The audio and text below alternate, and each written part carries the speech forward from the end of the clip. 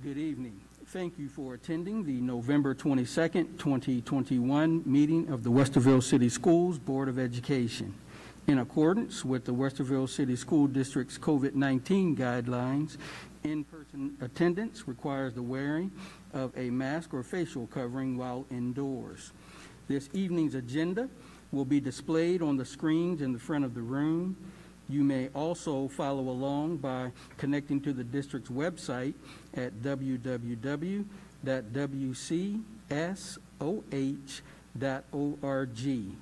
Once there, you can click on the Our District link, then select Board of Education, and then Board Docs Agenda, and select this evening's meeting. There will be two opportunities to address the board this evening. The first being Agenda Item 6.01. This first set of comments is relative to Agenda Items 7.01 through 11.08. Please state the agenda items you are referencing at the beginning of your comments. The second opportunity is Agenda Item 12.01. There is a sign-up sheet located on a table in the back of the room. Each speaker will have 5 minutes to address the board. A timer will be shown on the screen. And with that, Ms. Marshall, would you please call the roll? Mrs. Altman? Here. Mrs. Davidson? Here. Mr. Villardo? Here. Dr. Nestor Baker is absent. Mr. Bell? Here. Moving on to Agenda Item 2.01, the Pledge of Allegiance. Would you please stand and join us in the pledge?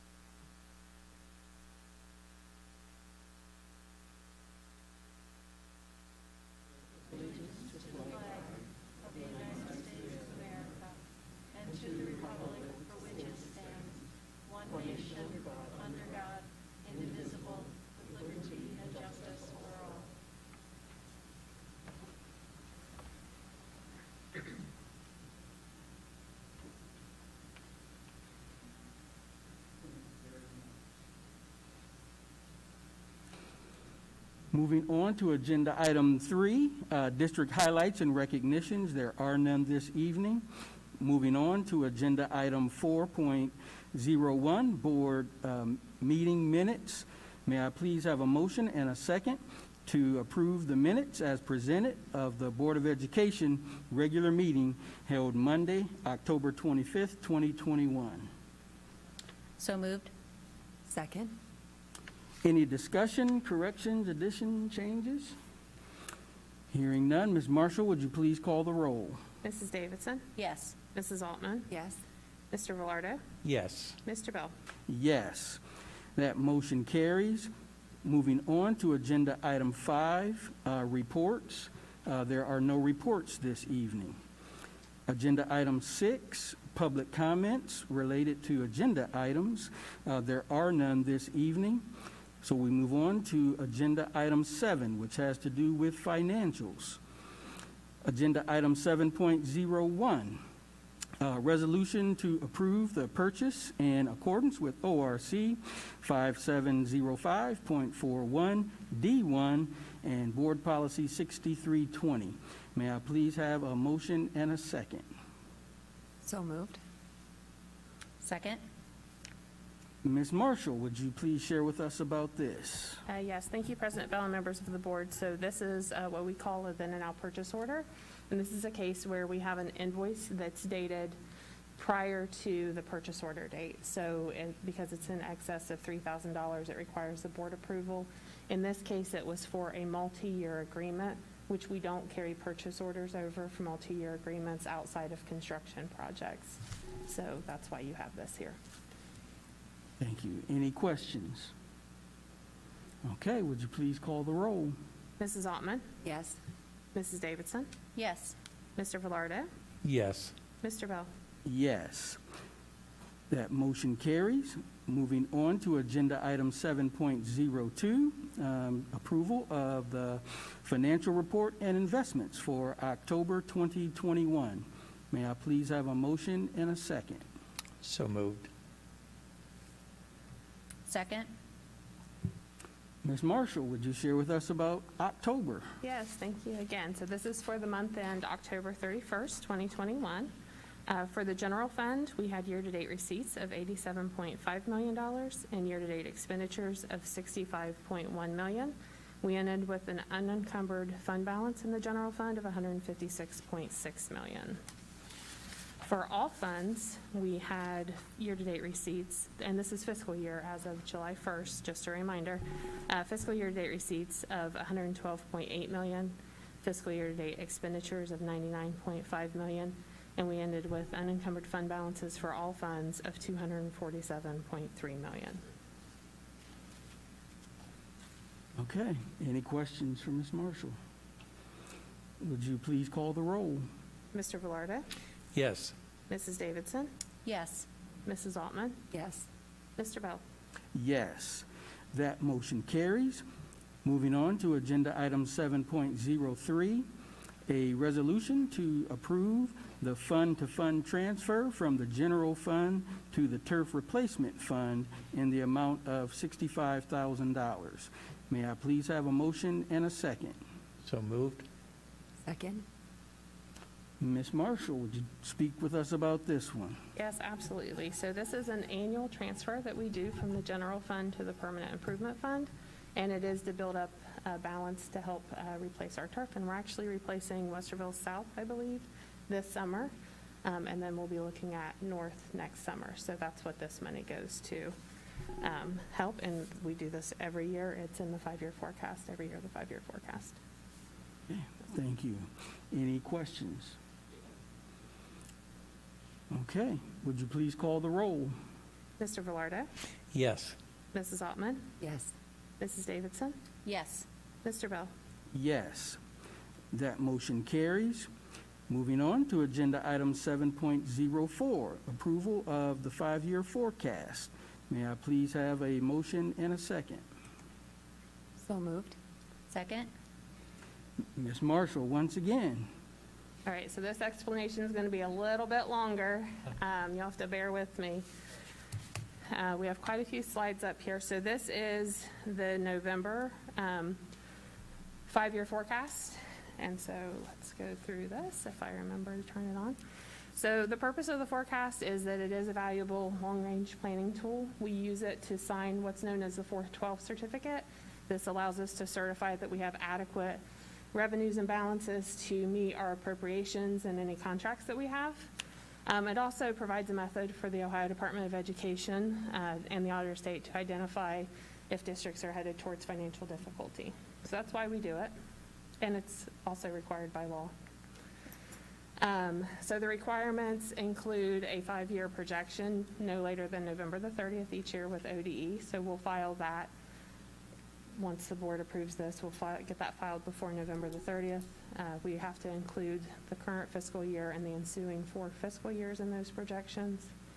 We have to update that every year no later than May 31st.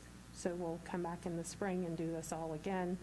And we also include 3 years of actual for historical information in the forecast. The forecast only includes the general operating fund of the district. So if you hear us talk about food services funds, permanent improvement funds, facilities funds, bond funds, those aren't included in this. It's just the general operating fund. We operate on a fiscal year that runs July 1st through June 30th each year. The forecast includes, I like to look at it in 3 separate sections. So revenues are lines 1.01 through 2.08, and then expenditures are lines 3.01 through 5.05, and then our balances and our reserves are 6.01 through 15.01. The challenges for the current forecast that we're looking at, and just a reminder, the projections that we talk about today are based on the best information that we do have available to us currently, and that most certainly will change going forward as needs change, as funding changes. This is the best information we have as of right now. The challenges that we have is state funding, and we'll have lots of conversation about that through the forecast. Property tax collection rates that are down slightly because of the pandemic, legislative changes, and then federal funding.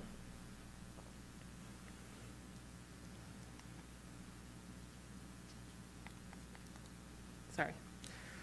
So a little bit about student wellness and success funds. I just want to remind everybody, this was provided for in the last biennium budget. So the state operates on a 2-year biennium budget. Fiscal year 20 and 21 was the last biennium budget, and we're starting with fiscal year 22 and 23 in the current biennium budget. Then that started July 1st of this year. So part of the last biennium budget, we had what were known as student wellness and success funds. So this was additional revenue provided to us in lieu of increases in the formula funding that was in place at the time. And so these are the amounts that we got for fiscal year 20. It was $1.2 million, and then an additional $850,000 in fiscal year 21. And again, our other revenue we saw as flat funded. And we do some calculations later in the presentation to kind of show how all that worked. So that funding went away for the new biennium. So beginning in fiscal year 22 and through 23, we're no longer receiving that money. That money has been added to the Fair School Funding Plan, which was part of the latest biennium budget. And so those associated expenses return to the general operating fund beginning this year, fiscal year 22.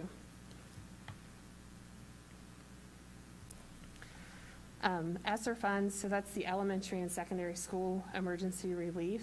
We had 3 rounds of Esser Funds. These are federal funds that are meant to support schools' efforts for the COVID-19 pandemic, in response to the COVID-19 pandemic. They are not part of the general operating fund. We have, for Esser 1, we received $2 million, and you can see the time periods there that we're able to spend those funds. They are very restricted. It's very restricted funding from the federal level that needs to be spent on certain things, and that's why it's not included in the general operating fund. For Esser 2, we had $9.5 million, and for Esser 3, it's anticipated that we'll receive $21.1 million. An original allocation that was set out by ODE, as back in the summer sometime, said that was going to be $23.7 million, and so that's since changed to $21.1 million. Esser 1 and Esser 2 have been used thus far to provide support for virtual learning, the classroom and summer programs, as well as cover some expenses normally paid out of the general operating fund to help offset the revenue loss that we saw with state funding through the executive orders, which we'll talk a little bit about that too. Esser 3 is in the planning stages during this forecast time, so we have no effect of this forecast with the Esser 3 funding because we're still in the planning stages.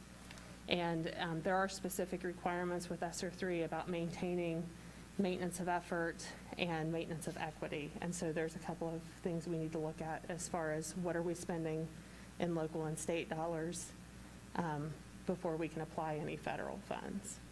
And so we're working through that.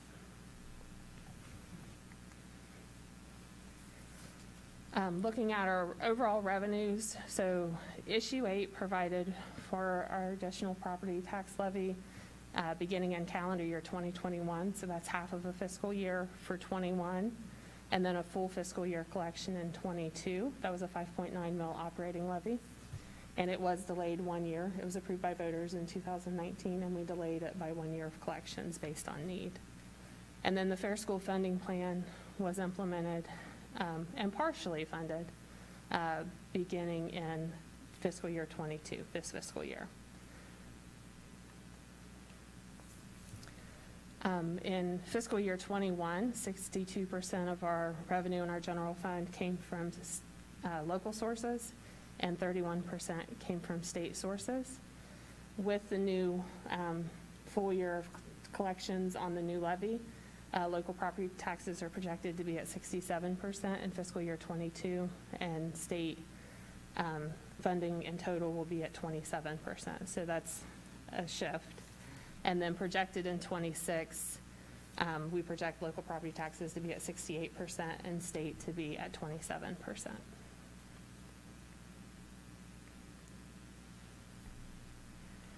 So these are our forecast numbers for our state funding. Excuse me. There's a lot going on in this slide, so you'll have to forgive me. I'm new to Google Slides, so I don't have the transitions. So if we look at line 1.035, the unrestricted state grants and aid, that is our foundation formula number, and it also includes some casino revenue in there that's outside of the formula. But you can see that that number drops from fiscal year 21 to fiscal year 22 quite significantly. So that is with the implementation of the Fair School Funding Plan as part of House Bill 110. And the Fair School Funding Plan called for students to be funded where educated. So previously, while we had a budget, we had a formula in place at one time, the district was a capped district, so we were losing $12 million annually, and we'll show that in a minute, to the cap. The state was also, in addition to that, taking money away from Westerville and sending it to charter private schools for students that lived in the district but attended those schools instead of Westerville. And so the Fair School Funding Plan eliminated those transfers out, but it also reduced the funding so that the net effect was meant to be zero for schools. So that's why you see a significant drop there, and we'll also see a corresponding decrease in expenditures. So the Fair School Funding Plan, as it is today, is partially funded by the state. The plan originally called for it to be phased in over 6 years. The biennium budget process only funds up to 1/3 of it by the end of the biennium. This forecast assumes our funding level based on the Legislative Services Commission calculations that were made back in June as part of the budget process. We do not have updated formulas or payment reports from the Ohio Department of Education. They're still working on those. We typically get them in October, but because of the massive change that from going from no formula to the Fair School Funding Plan, they need a little bit more time. So we expect to receive those in December. The funding, like I mentioned, did reduce by the amount of the transfers to community charter and private schools because those transfers were eliminated. This forecast projects that we will continue to receive flat funding based on FY23 levels. The restricted numbers are anticipated to remain the same throughout the forecast period. Those will change when we get the updated payment report and not increase or decrease. They'll increase or decrease, but we'll also see a corresponding increase or decrease to the unrestricted number. So they're just going to move it between the lines once those payment reports are updated. But for now, we're just putting in where we've been moving forward. And you think we're going to get those numbers to extrapolate out further this December? This December. Really? Yes, yes. But by law, we have to have a forecast updated in November. So that's why we're doing this today. And then we should have updated reports in December, unless the state delays it some more. Yeah, I mean, that'd be great for your working out the additional 4 years. That's Yeah. okay. Well, and really, it's not going to make a difference in the overall numbers. It's just going to be whether it's considered unrestricted or restricted funding within the general fund. So it won't be a huge change overall. That's a quick question about the transfers out for charters and stuff being pulled out of here. So when in the Fair School Funding Plan, you know, obviously that then does not come into our unrestricted grants and aid.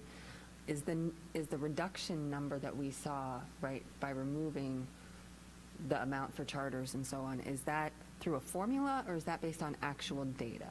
That was through a formula Right. that they did that. Yeah. So they're not looking at how much money we were actually transferring out. No. They're just running it through the formula. Just want to highlight that. Yeah. And then property tax allocations, those are reimbursements that we get for homestead, for rollback reimbursements and things like that. Those are direct reimbursements from the state. Those were for any levies that were passed prior to 2013. Anything voted since 2013, the local property taxpayer pays. It doesn't, there is no reduction for the rollback after that date. Homestead is still in place, though. And the forecast does assume that that will remain the same throughout the forecast period, so.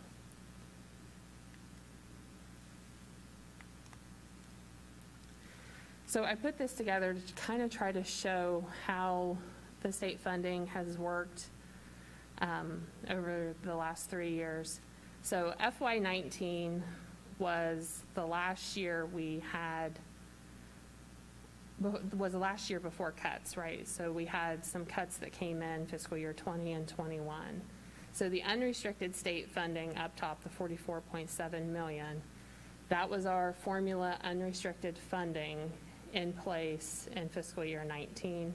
And then the casino revenue, it's also in the forecasted unrestricted line, but it's not part of the formula funding. And then the restricted state funding, that in total makes up our state funding that we get through the formula plus the casino revenue, those two lines that you see on the forecast. So our total funding for fiscal year 19 was 46.8 million. Our calculated funding, had we not been capped, we would have received 11.5 million. And then in fiscal year 20, the unrestricted state funding number fell to 42.1 million. And that was because in May of 2020, we had an executive order from Governor DeWine due to the pandemic, and they cut our revenue by 2.8 million. So there was a formula, not a formula, there was a budget bill in place for fiscal year 20 and 21 that said we should have gotten so much, which was essentially flat, a little bit for growth, a little bit of an increase for growth, but not much, like 300,000. So we were, you know, expecting to be essentially flat funded, but then we had the cut from the governor in 2020 due to the pandemic. So the casino revenue didn't really change that much during 2020.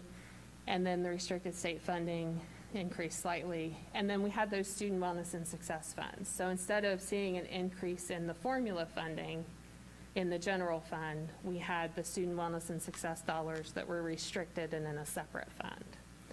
So if we combine all that together, our total funding that we received was 45.5 million, but our calculated funding was 59.9 million, so we were underfunded by 14.4 million. And then coming into fiscal year 21, the governor restored some of the cuts. So we still had the 2.8 million that we were reduced in 21 as well. The governor restored 1.5 million of that 2.8 million. So we were still underfunded in fiscal year 21 due to the cuts by 1.3 million. And then our casino revenue was down slightly. Restricted state funding didn't change. And our student wellness and success funds increased based on our student count and the way that formula worked.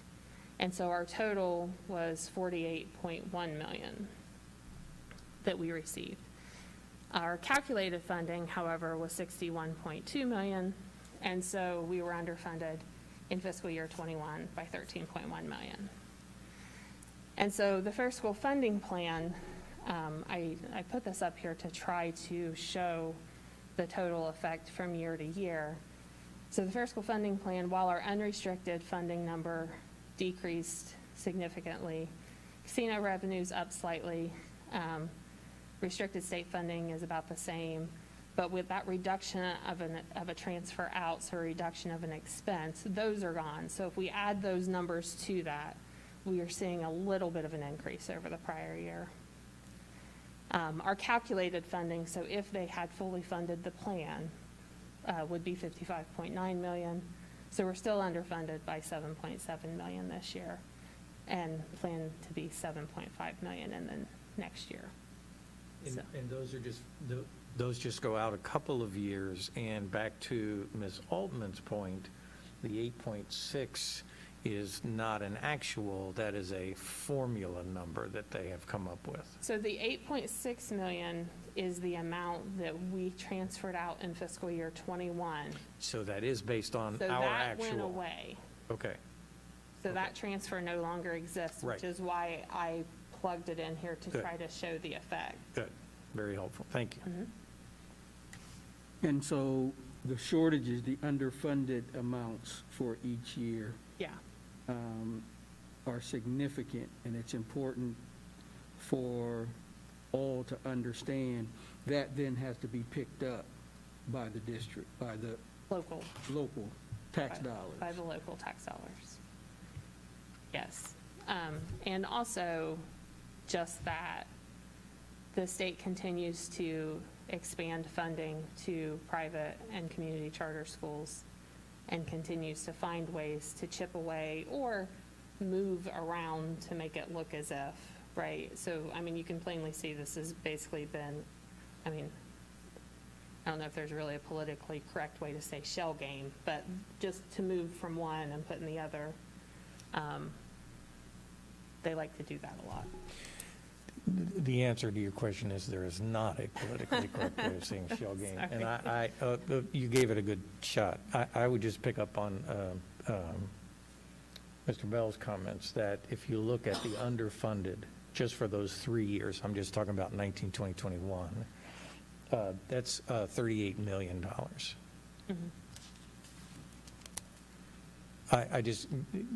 Because I can just tell you, one of the things we're going to say at the end of this presentation is how do we help our community understand that we need their voice to encourage the legislature to fully fund when they say, okay, this is our new way of doing it. Yeah. We want to celebrate the small victories, right? Right. Ms. Marshall, we absolutely do. Absolutely. But I just, if you calculate, we should get this much, and our taxpayers are continuing to pay, and then we get shorted. I just think that's just continuing to be a problem for me as I channel Richard Byrd.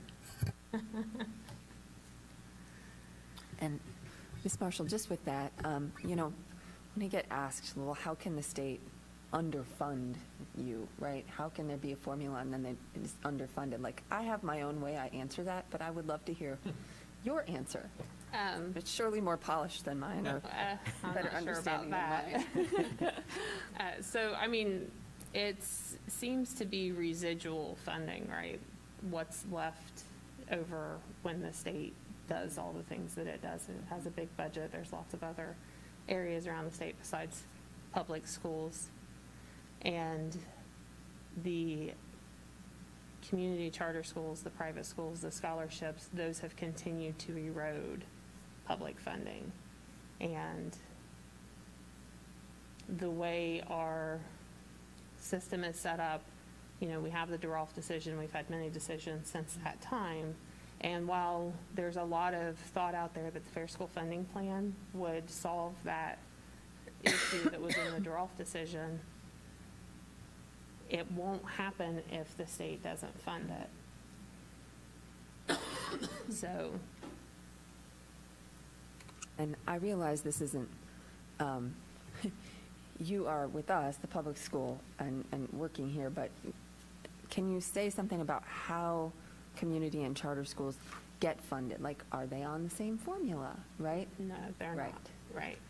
So community charter schools and private schools have various mechanisms that they're funded through scholarships, there's auxiliary funds, and then there's just direct transfers prior to the new formula, right?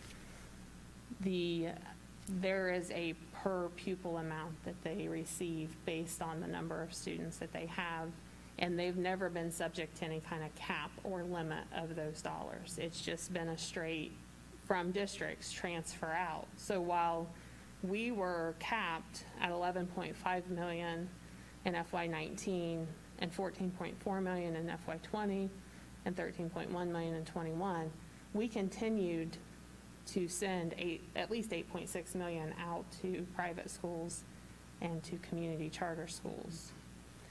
And so we never received that 8.6 million in the first place from the state, right? And the idea is that there's a local share and a state share. You know, it's a shared contribution to educating a child in the state of Ohio.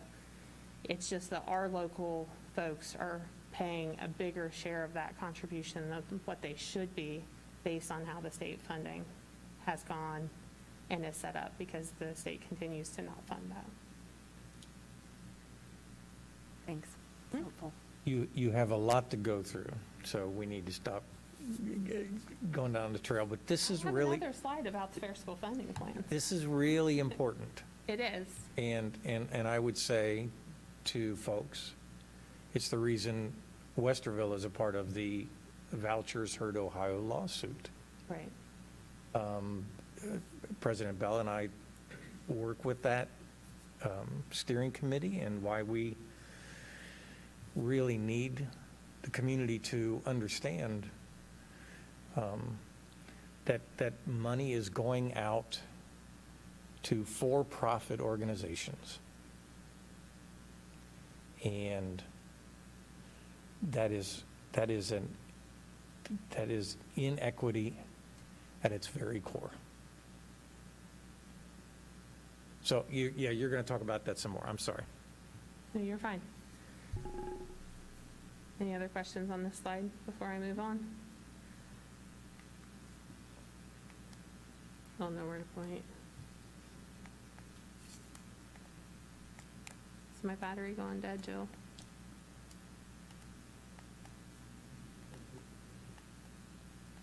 It's not, huh?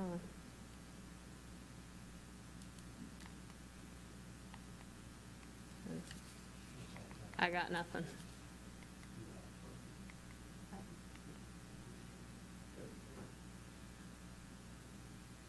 So this is just a graph that shows projecting out based on funding levels, where they are in 23, where we expect them to be in 23, projecting out through the forecast period.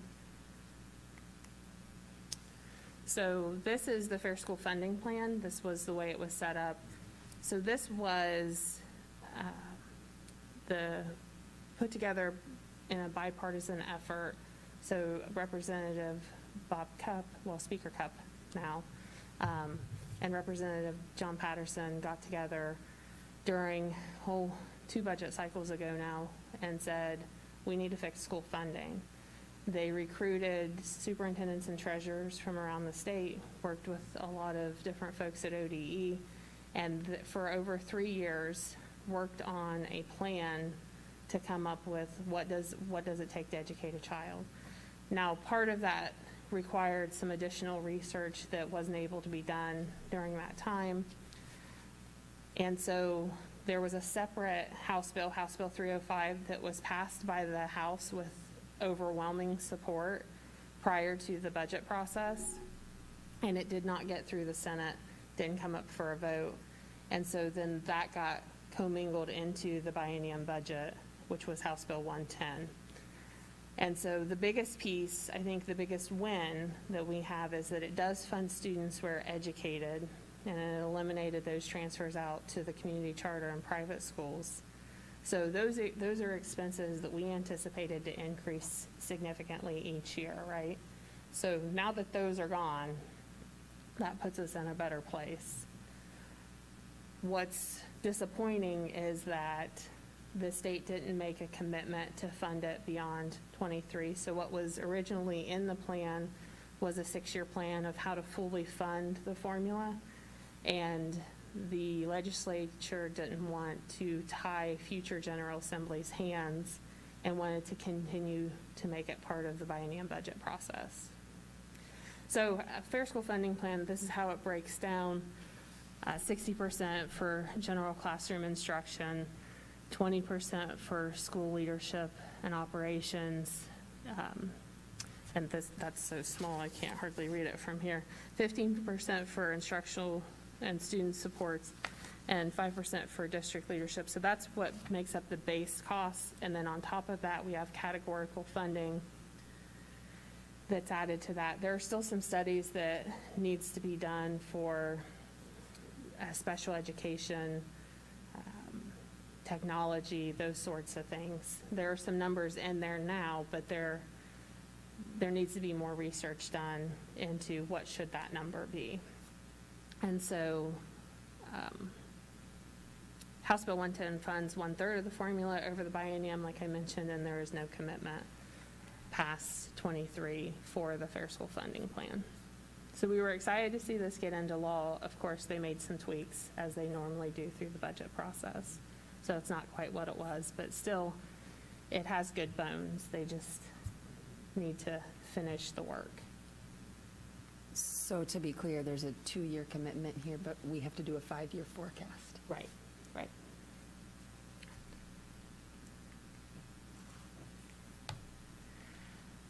Local property taxes, so not a lot of change here.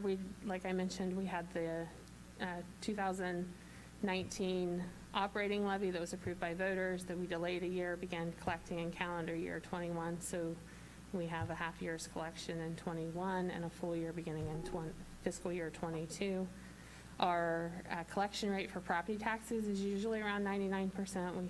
We do have some delinquencies from time to time, and it was reduced to the pandemic slightly to 98.6%. We project it to be back up at 99% in fiscal year 23 through 26. Tangible personal property taxes are 2% of total revenue.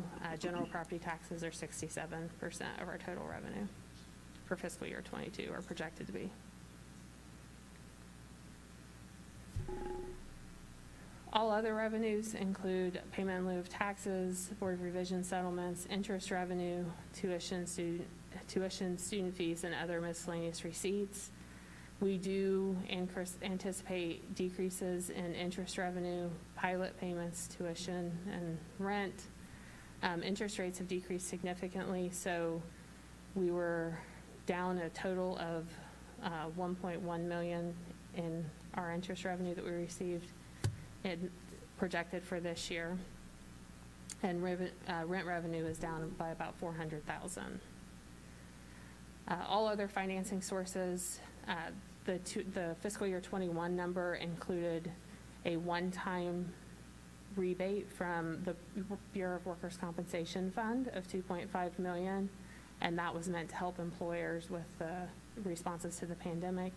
And this line also includes our Medicaid reimbursements that we receive from the federal government. And these are one-time receipts, so they're not recurring receipts. So our revenue uncertainty, we have the state funding is always an uncertain thing. So this forecast includes new biennium budget in fiscal year 24 and 25, and then also again in 26. So we know what we have for what we expect for 22 and 23. And then we'll be doing this again in 2 years. And then property values, property tax collections, the economy, and legislative changes are always give us some things to think about when we're putting a forecast together.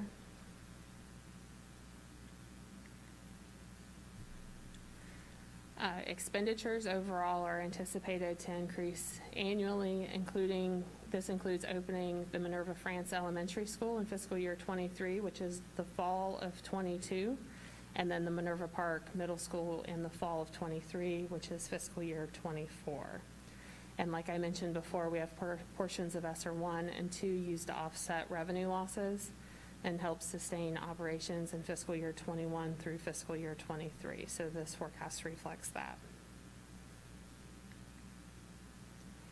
And this is just an overview of a breakdown of how we spend our money in the general fund and just what it was actually in fiscal year 21 and was projected to be in fiscal year 26. Not a lot of changes between the forecast period and actuals. Looking at personnel, so personal services, that's salaries and wages, and then employee retirement and insurance benefits. So that's the sum total of our personnel costs that we have in the district. It makes up approximately 78% of our total expenses. Fiscal year 22 has us adding 10 certified full-time equivalent employees and 1.5 classified full-time equivalent. And then the rest of the fiscal years 23 through 26 is adding 5 certified and 1.5 classified FTE annually. It also includes the new staff from Minerva France Elementary School beginning in fiscal year 23 and Minerva Park, oh, it says elementary, should say middle school, sorry, in fiscal year 24. So we'll update that for the board minutes. Personnel costs for mental health staff were shifted to Fund 467, so that was that Student Wellness and Success Funds we talked about. We're adding those back beginning in fiscal year 22 in this forecast.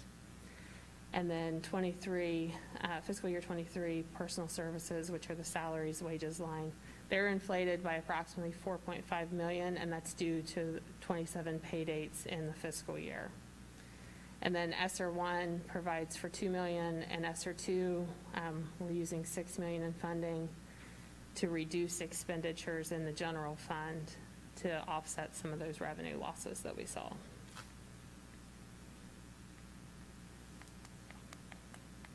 It's like sometimes it works and sometimes it doesn't.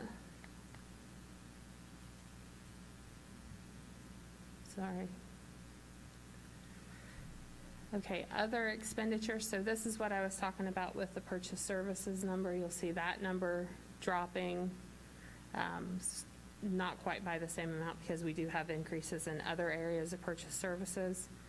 But purchase services includes payments to other districts for tuition for special needs and other students. Used to include charter schools and state mandated scholarships. Those are no more. I purposely included that as highlighted in the strike through. And then utilities and other services. Materials and supplies are all the things that we need for textbooks, software licenses, consumable items, that sort of thing.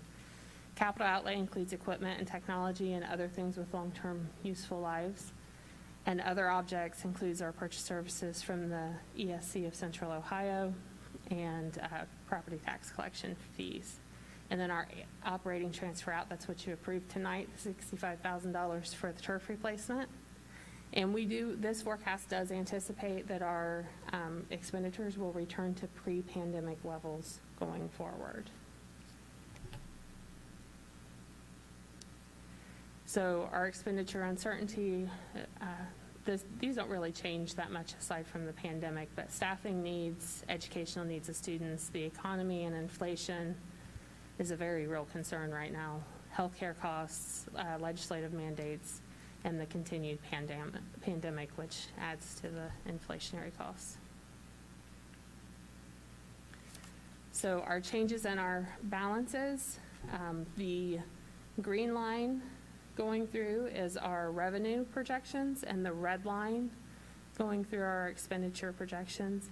And then the blue line is our unreserved, unencumbered general fund balance. So you can see our expenditures outpace our revenues beginning in fiscal year 23 of this forecast. That's not a change from the previous forecast. We are a little better than we were in the previous forecast, but not a significant change. And the fund balance declines going forward as that happens. And so just a reminder, we did have the operating levy passed by voters in 2019 that began in calendar year 21. We are opening the 2 new schools, the Minerva France and Minerva Park. This forecast shows a 53-day unreserved cash balance projected in fiscal year 26, which the board, the 19 million budget reserve that we do is equivalent to about 45 days, so we're in good shape there. And any future levy planning will depend on state funding and the operational and facility needs that we have in the district. And we are assuming flat funding with the state and would change if that changes at the state level. So, and I think that's, yeah. How'd I do? Was that super long? Sorry. So that's, and I did include my information down at the bottom if anybody has any questions and wants to call or email about the forecast. It's a lot of information on a lot of slides, I know. There's a lot that goes into that, so feel free to reach out if they do. So, yeah. Thank you, Ms. Marshall. Any questions? Any other questions, comments? Okay. Would you please call the roll? Mrs. Altman, Yes. Mrs. Davidson, Yes. Mr. Velardo, Yes. Mr. Bell. Yes. That motion carries.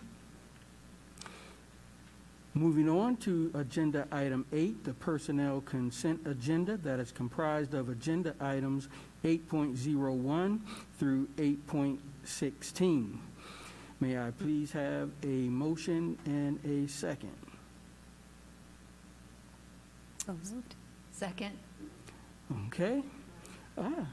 Ms. Dennis, would you please share with us about the Personnel Consent Agenda this evening? Well, thank you, and good evening, President Bell, members of the board, Dr. Kellogg, and Ms. Marshall. I'd like to present to you for your consideration tonight's personnel consent agenda. The items in tonight's agenda represent our regular action items with regards to resignations, hiring, and contract status changes. There are a few items, however, to be noted in tonight's agenda. There are a number of winter supplementals for your approval as the winter extracurricular season is beginning. There are 4 one-time payments for activities outside of the workday, 4 MOUs for your consideration that will assist in the daily operations. And then we have 5 retirements this evening to recognize. So please join me in congratulating Laura Enninger, our custodial services manager, for 21 years of service to the district. Carolyn Wallace, retiring from Westerville North with 26 years of service. Cynthia Calvin, retiring from Westerville South with 22 years of service. Linda Davis, also retiring from Westerville South with 14 years of service.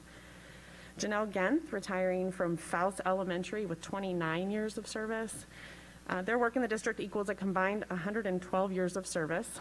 And I will spare you the history lesson that Mr. Reeves usually participates with at this moment. So I'm happy to try and answer any questions that you may have at this time. Any questions? Okay. Thank you very much. Thank you. Ms. Marshall, would you please call the roll? Mrs. Altman, Yes. Mrs. Davidson, Yes. Mr. Velardo, Yes. Mr. Bell. Yes. That motion carries. Moving on to Agenda Item 9, Old Business. We have not received any additional corrections or changes to what has already been presented. So if there are no objections, I would like to take Agenda Items 9.01 through 9.08 as a policy consent agenda. Any objections? Okay, may I please have a motion and a second? So moved. Second. Any questions come up in the last minute? Okay, hearing none, Ms. Marshall, would you please call the roll? Mrs. Davidson, Yes. Mr. Velardo, Yes. Mrs. Altman, Yes. Mr. Bell. Yes. And that motion carries. Moving on to Agenda Item 10, which is new business. Agenda Item 10.01 for first reading, policy number 1617, dealing with weapons. And Mr. McElroy, if you would come and share with us about this, and also Agenda Items 10.01 and 10.03. Nothing like a sprint up the steps. Good evening, President Bell, members of the board, Dr. Kellogg, Mrs. Marshall. Tonight we have the first reading of policies 1617, 3217, and 2417, weapons. These policies continue to only allow law enforcement, local, state, and federal, to carry weapons on Westerville City Schools properties. Additionally, these policies continue to direct staff members to report any information concerning weapons and or threats of violence by students, staff members, or visitors to the building principals or immediate supervisor. This revision reflects the current state of the law that should be adopted to maintain accurate policies. Thus, it is recommended that the board adopt the changes in policies 1617, 3217, and 4217 as written. Any questions? Okay, thank you very much, sir. Welcome.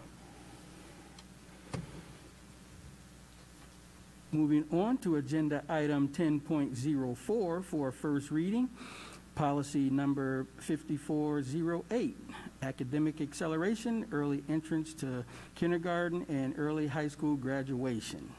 Ms. Baker, if you would please share with us this evening. Certainly. Good evening, President Bell, members of the board, Superintendent Kellogg, and Treasurer Marshall. Policy 5408 serves as the guide for appropriately accelerating students in grades K through 12 in our district who have demonstrated a need for above grade level learning. So in the effort to help provide ample opportunity for students to be evaluated for accelerated placement, the Ohio Department of Education recommends that districts include peers as individuals who are able to refer students for evaluation. This is in addition to district staff, family, legal guardians, and of course students themselves who are also able to refer. So, as a result, Policy 5408 has been revised and language has been updated to align with the state guidelines. I'm happy to answer any questions. Question. I have one suggestion and just one comment. So the first paragraph, the last line, last couple words, and be encouraged to do so. So afforded the opportunity to move forward and be encouraged to do so. I'm a little concerned with and be encouraged to do so. Just wondering if maybe we could take that out. That, in my opinion, we give them the parents and children the information and then they make that decision themselves. I'm not sure we should be encouraging that. We can definitely take that into consideration. And then just with this policy, for early entrance to kindergarten, I just want to highlight that our first day of school is August 12th. We do not expect kids to turn 5 until September 30th. And the last day of the 9 weeks is October 8th this year. So that is 10 days in that first 9 weeks where kiddos are still 4, so a fourth of the year. I think this policy affords us the opportunity to maybe think about that going forward. I'm not sure that's healthy for kiddos. Yeah, we can definitely look into that. And the key with early entrance to kindergarten is when we have students who come to us who have demonstrated not only academic acceleration or mastery of the material, but it's also students who demonstrate fine motor skill development beyond their age peers and also have demonstrated social skills beyond their age peers. So it's kind of a holistic evaluation, and we don't have very many students who are accelerated in early entrance to kindergarten. It's just a possibility for students who demonstrate that. Sure, and maybe I should be more clear. I would like to see children turn 5 by August 1st. That way they're ready and set to go. So, thank you. Sure. Thank you. Any other questions? Yeah. Just a quick one, and you may not have the answer to this, but I understand this is ODE recommended language. Do we see peers referring kids very often? Like, does this actually happen in our district? I have never seen a peer in my tenure refer a student for acceleration. However, with that said, it could very well have been that a peer referred through talking with a district staff member, and then that staff member referred. We just don't have record of that. Right. Okay, thank you. Sure. Okay, thank you very much. Thank you. Moving on to agenda item 10.05 for a first reading, policy number 8330 regarding student records. Dr. Hopkins, would you please share with us this evening? Yes. Good evening, President Bell, members of the board, Dr. Kellogg, and Mrs. Marshall. It's my pleasure to propose the revision of policy 8330, which relates to student records. Specifically, it's a minor revision, but it is important to note it adds specific language allowing, in accordance with federal and state law, the release of a district-assigned email address, if that is available, to a recruiting officer or an institution of higher ed who request such information. The current policy already does allow for the release of the student's name, address, and phone number, so this revision just simply adds a district email address. I do think it is important to note for you in the community that, as has been in the case in previous policy, a secondary school parent or the student themselves may request in writing to not have this information released if they choose to do so. Thank you. Okay. Any questions for Dr. Hopkins? Okay, thank you. Moving on to agenda item 10.06 for a first reading, policy number 8462 regarding student abuse and neglect. Ms. Santa, would you please share with us this evening? Absolutely. Good evening, President Bell, members of the board, Dr. Kellogg, and Mrs. Marshall. Tonight, I'm presenting to you with revisions to policy 8462 for your review and consideration. Just a note, I worked with Steve McElroy on this revision as we overlap with a few things in our departments. You'll see just a couple revisions adding specific language to the professional learning that we're providing to our district staff, as well as some language on the evidence-based suicide awareness and prevention material that we're now using. And then lastly, it speaks to the implementation and some changes with our Safe School Helpline. So those are the bulk of those revisions that we are recommending, and happy to answer any questions. Any questions? I really love the in-service additional pieces. I wish none of it was necessary, but we all know it is. So I'm really grateful that that's a part of this, and our staff that already is doing tremendous work can be resourced even better.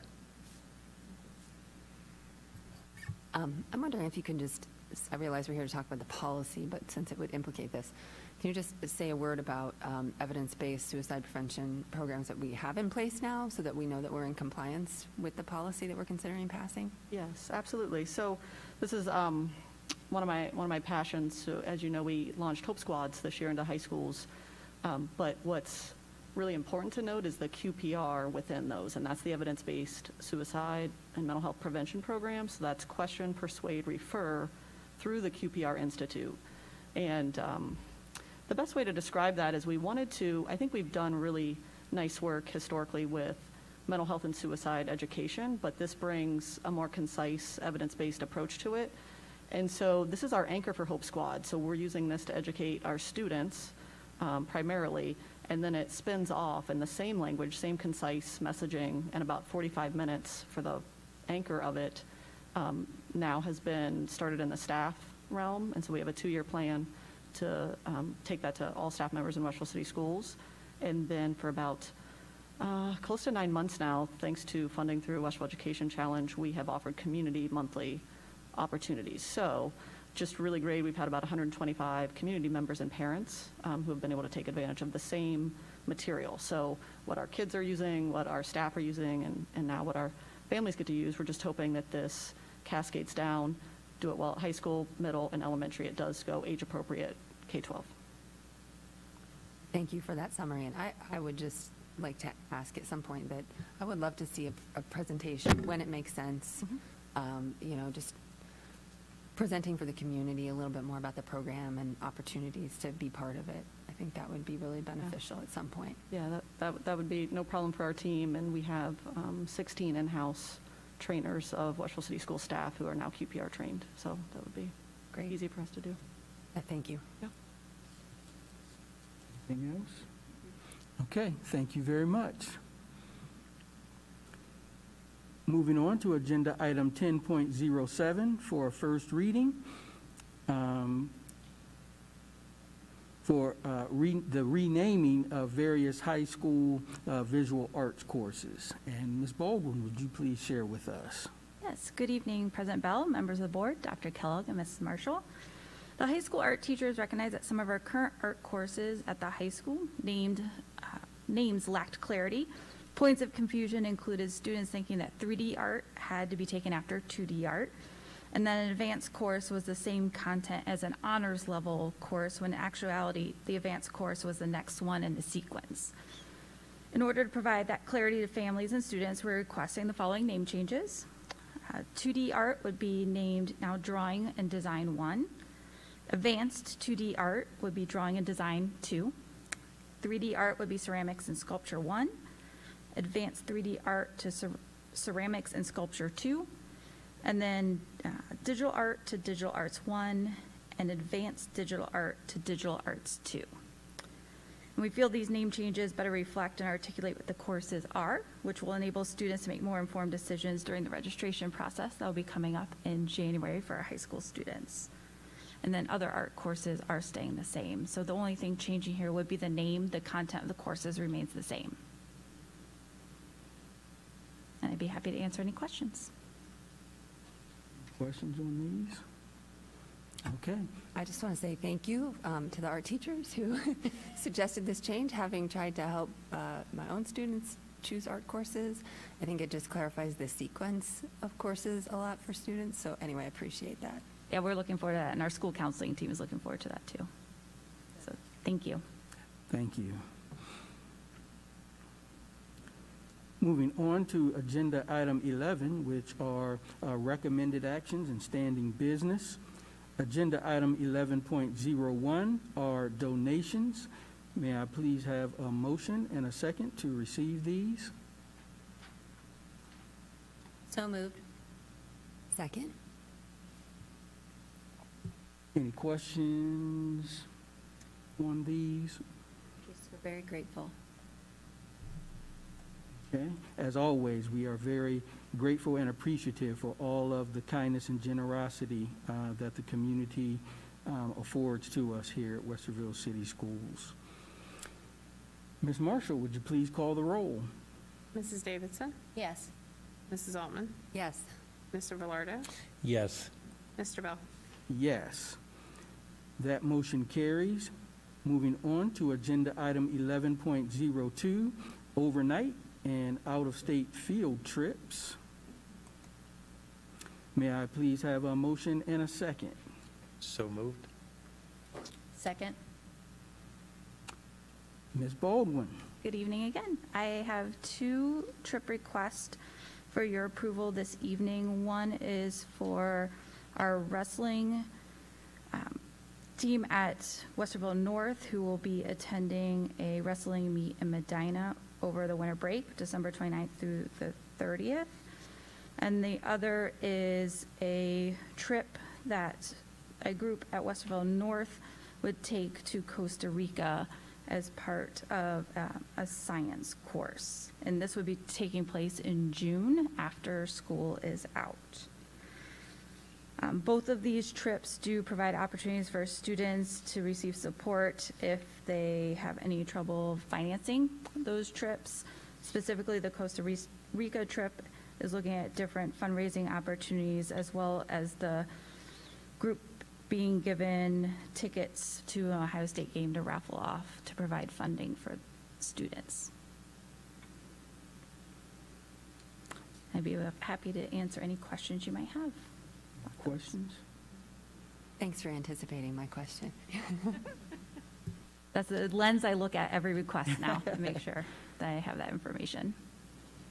I think it's also important to note here, as we're talking about out-of-state and overnight field trips, that the proper and necessary COVID-19 protocols are in place for both of these trips. Absolutely, yes. Okay, thank you very much. Thank you. Ms. Marshall, would you please call the roll? Mr. Velardo? Yes. Mrs. Davidson? Yes.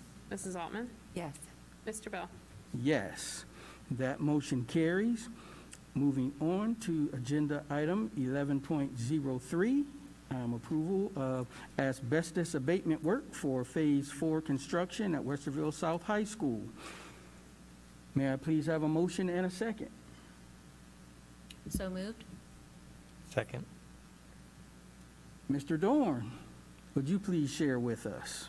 Yes. Good evening, President Bell, members of the board, Dr. Kellogg, and Ms. Marshall. The asbestos abatement work is in preparation for the 4th phase of South's construction renovation and is recommended by our environmental consulting engineer, Gandy and Associates. The majority of the work includes removal of the asbestos-containing walls, ceilings, floors, locker bases, and sinks with an asbestos-containing undercoating on them. The Phase 4 work area is on the first floor of the school's South Academic Wing and in the Media Center located on the second floor. Bids were solicited in accordance with the Ohio Revised Code on October 25th. We received 7 bids that were publicly read on November 11th. 1 bid was returned due to not meeting the time deadline. The lowest responsible bid was submitted by Total Environmental Services in the amount of $207,935. This is approximately $42,000 or 17% under Gandy's estimate. The work is scheduled to start on December 20th and will be substantially complete by June 10th of 2022. The abatement work will be completed in 7 phases, allowing the renovation contractor to maintain schedule compliance. The Phase 4 renovation work is currently being bid, with the bid opening scheduled for December 7th. Total Environmental Services was the successful bidder for Phases 2 and Phase 3 abatement work at South and continues to perform well. So it is being recommended that the board accept the Total Environmental Services bid for the Phase 4 abatement work. Any questions for Mr. Dorn? I do have one. So can you talk briefly about how, with students and staff in the building, how they approach this abatement work to keep everybody safe, just in sort of broad brush? Well, the abatement work, first of all, we have an on-site engineer for the duration of the work, the entire work period. But we don't do that work while the kids are in the building. We do that work after school. So we tend to like to do this type of work over breaks or on the summer when nobody, generally when nobody's around. But this South project, just like the Amherst project, which just extends throughout the year, we do this work during non-school hours. Great, thank you. Any others? Okay, thank you, Mr. Dorn. Ms. Marshall, would you please call the roll? Mrs. Davidson? Yes. Mr. Velardo? Yes. Mrs. Altman? Yes. Mr. Bell? Yes. That motion carries. Moving on to agenda item 11.04, a resolution approving purchase of school buses. May I please have a motion and a second? So moved. Second? Mr. Dorn. This resolution is requesting the authorization to purchase 8 buses from Cardinal Bus Sales and Service for $841,960. The 8 new buses will replace existing buses that will be retired from our fleet. We operate on a 14-year replacement cycle as recommended by our 2004 state audit, and we need to replace these buses under those guidelines. Funding for these vehicles will come from the Capital Improvements Levy funds that the community approved on May 5th, 2009. The buses were bid through Meta Solutions Cooperative, with Cardinal Bus Sales and Service identified as the lowest responsible bid for the 72-passenger buses. The cost per 72-passenger conventional propane bus is $105,245, which is an increase of $9,500 more than the last fiscal year. It is recommended that the board approve the purchase of the 8 72-passenger conventional propane buses from Cardinal Bus Sales and Service for a total cost of $841,960. Are all our new buses now propane? Right. We have been buying propane buses. Yeah, and do you have any idea, just curious, where we are in that mix right now? What percentage now we have is propane? What is 46% of our fleet is propane. Will be propane when these buses are on our campus. Awesome. Thank you. Mm-hmm. Any other questions for Mr. Dorn on this? Just a quick one. Do we recoup anything for buses that we're putting out of service? It's not very, it wouldn't be very much, a couple $1,000s.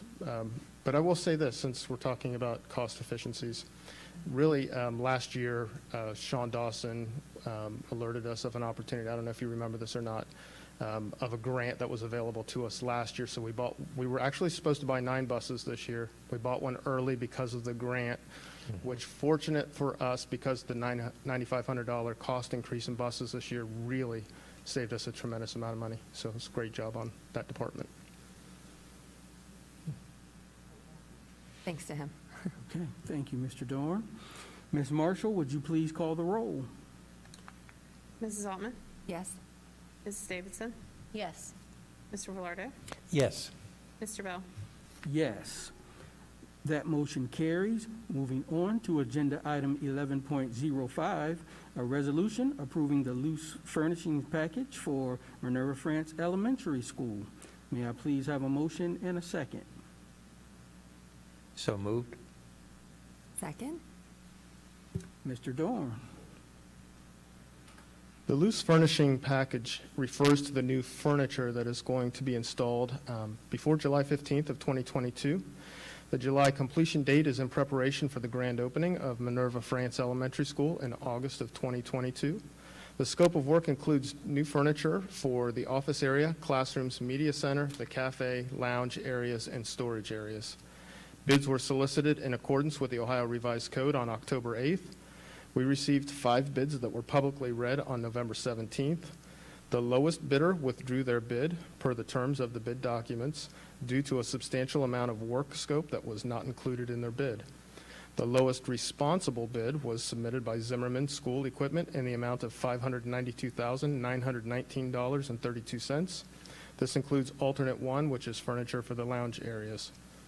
Zimmerman's bid is approximately 5% under Triad's estimate of $625,000 as we continue to maintain budget compliance to the overall project. The remaining items to be bid for the Minerva France Elementary School project are the playground equipment and possibly an emergency radio response infrastructure if our current signal is not strong enough once the building is complete. Approving this resolution allows us to maintain compliance to the project schedule. Thus, it is being recommended that the board accept Zimmerman's bid as presented. Any questions? Okay, thank you, Mr. Dorn. Ms. Marshall, would you please call the roll? Mr. Velardo? Yes. Mrs. Altman? Yes. Mrs. Davidson? Yes. Mr. Bell? Yes. That motion carries. Moving on to agenda item 11.06, the appointment to the Library Board of Trustees of the Westerville Public Library. May I please have a motion and a second? So moved. Second? Okay. Any questions about this appointment? Okay. Ms. Marshall, would you please call the roll? Mrs. Davidson? Yes. Mrs. Altman? Yes. Mr. Velardo? Yes. Mr. Bell? Yes. That motion carries. Moving on now to agenda item 11.07, the Minerva France Elementary Mascot and School Colors. May I please have a motion and a second to accept the mascot as the Minerva France Elementary Falcons, and the colors will be Minerva France teal and black. May I please have a motion and a second? So moved. Second?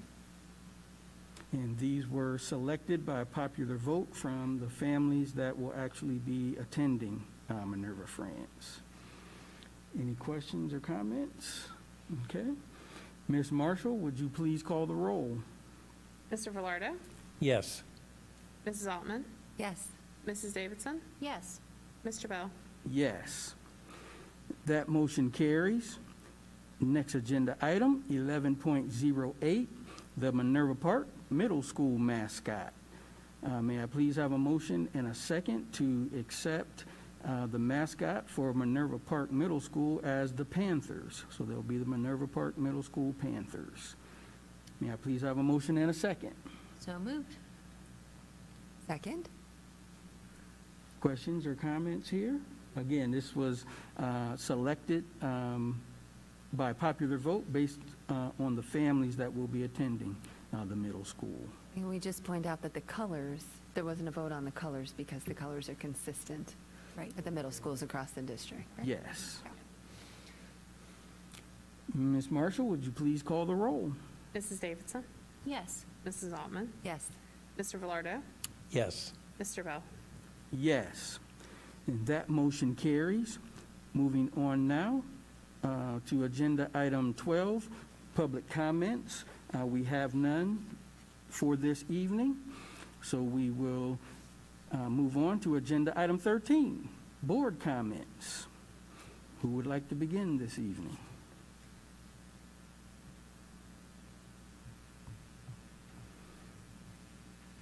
Anyone? Oh, well, I just a very brief comment. This is, I just want to, we're reaching a point, I guess I'll say, in the pandemic where I know it's been tough all along, but I'm seeing, now that kids are getting vaccinated, I just want to really encourage people, since the kids are eligible, kids over five and up, to consider doing that to help keep everyone safe. And I know it's really easy to want to pull the masks off and everything right now, but just please remember that those kids who've started to be vaccinated are not fully protected yet. So just a reminder about that. And I just want to take a moment in this week of Thanksgiving to remember that this land that we are all on is American Indian land, and that many of the tribes that were here, I could name names for some of them. The Shawnee, today the tribes are Shawnee, Eastern Shawnee, Miami, Potawatomi, various Potawatomi tribes, Seneca, Cayuga. I could go on and on with the list, but just to remember that this is indigenous land that we sit on, and just to honor that. Thanks. Thank you.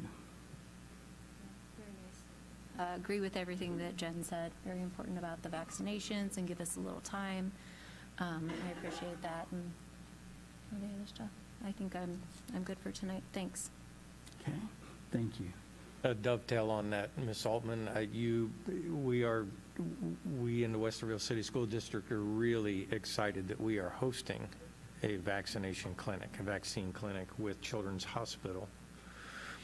And already we have 279 reservations for 500 doses, which means we have some more space. Very excited about that.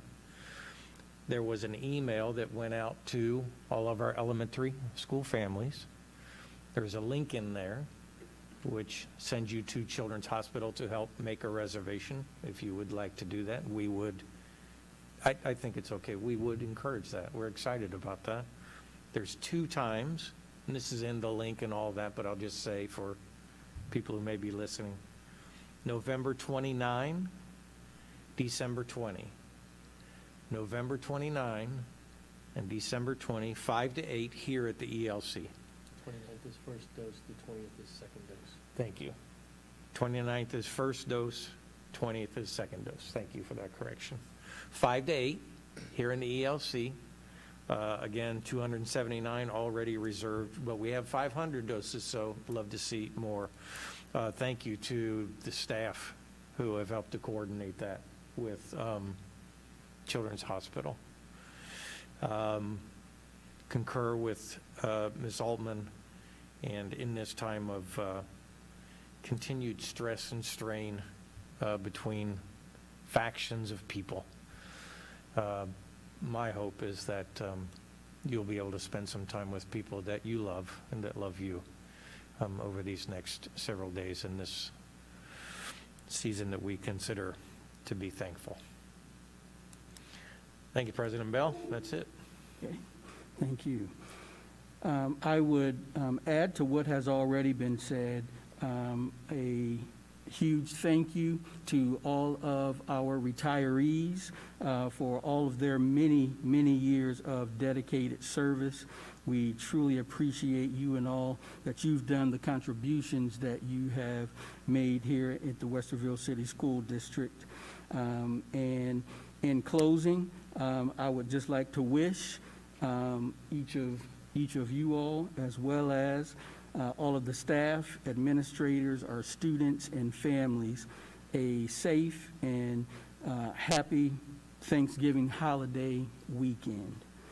So please take some time to be around loved ones, to get some rest and relaxation, and then we'll see you back next Monday for classes. Moving on to our next agenda item 14, times, dates, and locations of next meetings. The board will meet in a work session on Tuesday, December the 7th at 6 o'clock p.m. and in regular session on Monday, December the 13th, 2021 at 6 o'clock p.m. here at the Early Learning Center located at 936 East Wind Drive here in Westerville. As a reminder, space will be limited to 50 persons to comply with health and safety protocols based on current CDC guidance. Masks will be required and social distancing will be observed. Moving on now to our final agenda item 15 is adjournment. May I please have a motion and a second? So moved. Second? Any comment, questions on adjournment? We never have any here. Ms. Marshall, would you please call the roll? Mr. Velarde? Yes. Mrs. Altman? Yes. Mrs. Davidson? Yes. Mr. Bell? Yes. And with that, we are officially adjourned.